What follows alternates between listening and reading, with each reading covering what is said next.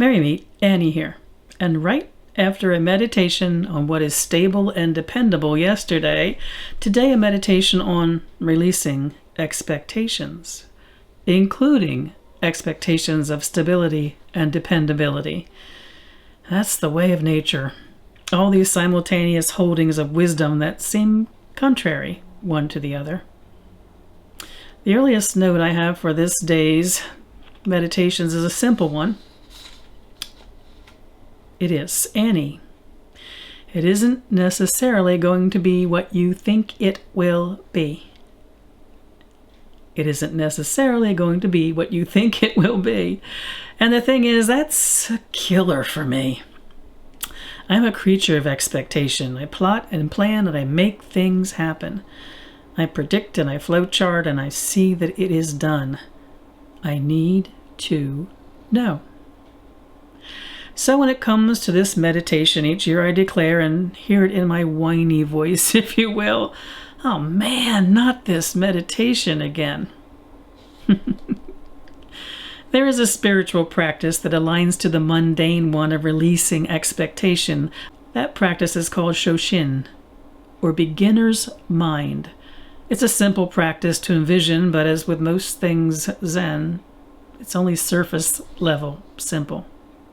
Shoshin asks us to come to every situation with an empty cup, meaning free of expectation. Our cup then will be filled by the experience instead of being filled by our expectations of what it would be. When we are so sure what something will be, we limit our ability to experience it as it truly is. And we also leave no room to take away anything with us if we come with that filled cup.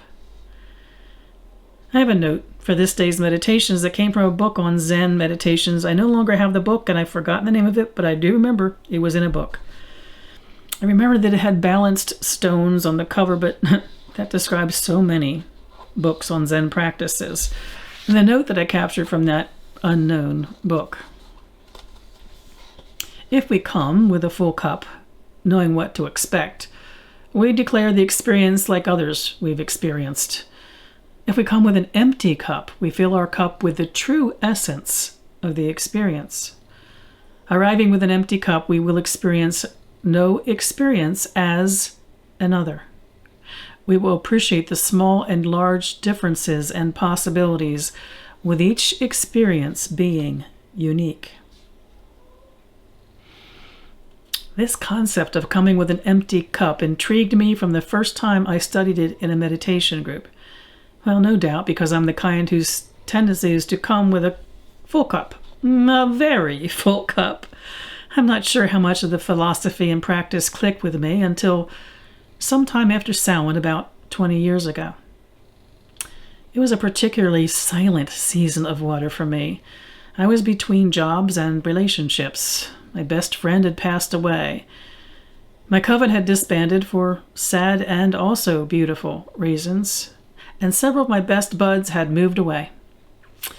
It was one of those times that was more about loneliness than aloneness. I joined a discussion group at my yoga studio on Shunryu Suzuki's book, Zen Mind, Beginner's Mind.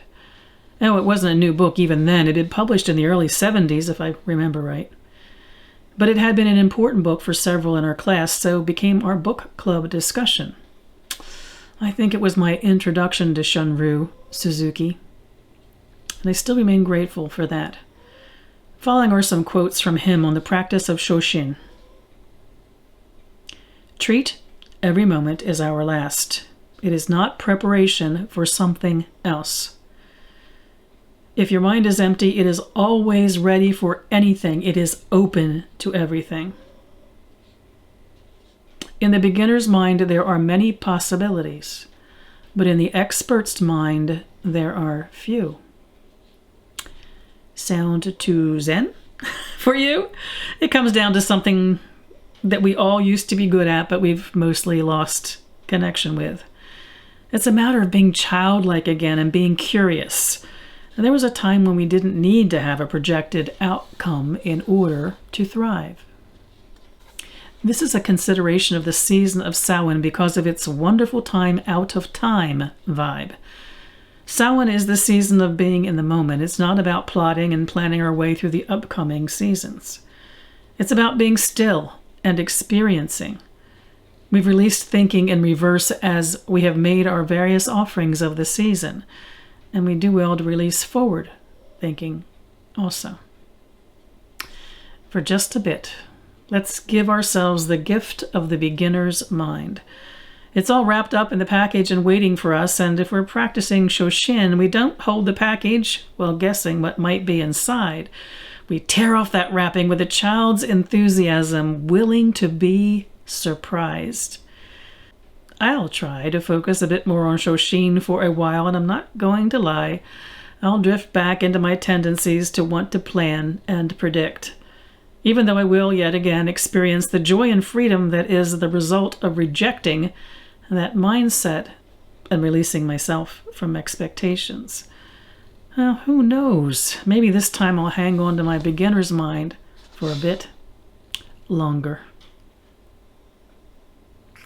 I wish you all in this season of Samhain mirth and reverence. Merry part.